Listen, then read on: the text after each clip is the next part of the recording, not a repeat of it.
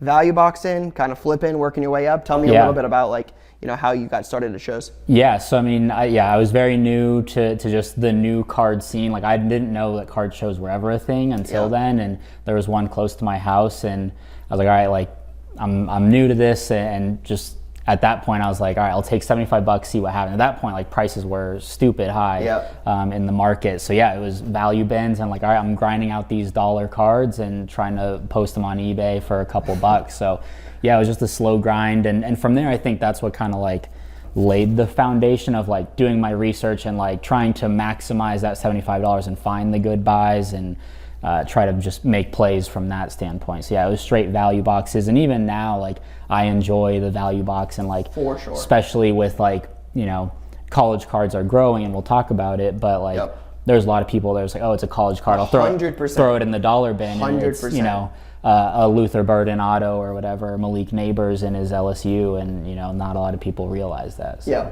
and I feel like some of the ones we've had success with in value boxes, and I'm sure we'll get into it in a second because I know you and I've talked a lot about it lately, is like McDonald's All-American. Yeah. Like a lot of people see that and they're like, hey, this isn't even the college stuff, this is early stuff, this can't be worth anything. But as we'll get into here in a second, I'm sure, like there's a lot of players in there that only have signed in that, and you know, Cooper Flagg's obviously one of them.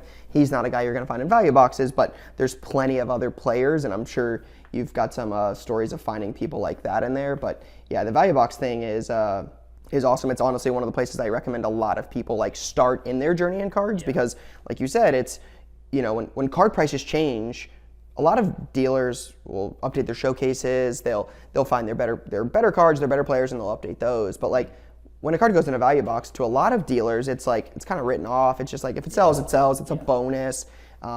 So, you know, when you're going through those value boxes, like what, maybe now, maybe on your journey, like what have you looked for? What do you look for when, you know, going through a value box?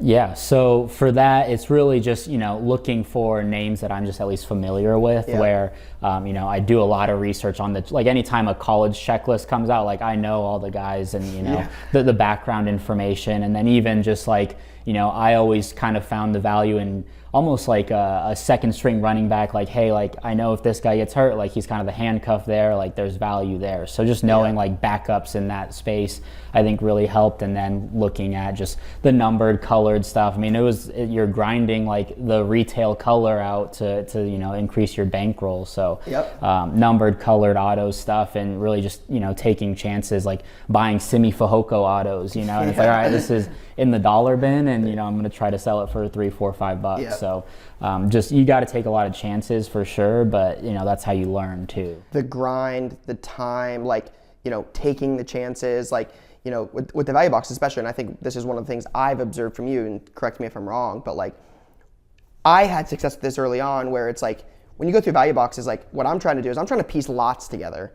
So like, you know, and I think I've seen you do this with like, you get a Bowman Sapphire rookie, you get a Bowman, you know, pink from a blaster, you get an X-Fractor, you get a yellow auto to 75, and you put a little lot together of a player that may not sell for a lot individually, but now you've got a $15 lot on cards you bought for $4, and you know, you kind of increase your bankroll that way. That was one of the things I had success with early on, was like building those little like player lots or team lots. And again, correct me if I'm wrong, I think you've done this before with like Sapphire or Bowman Chrome, like you've had success in the past buying lots like that, either on eBay auction, value boxes, stuff like that? Yeah, so I'll usually, you know, eBay auctions is a great place where like, you know, you can work, search those consigners who are running auctions every single night, and it's like there's money to be made every single night at auctions. Every single night, that is a play. And then you're looking up lots and, you know, just finding them on X or Twitter and Instagram at shows, just buying those up. And then I sell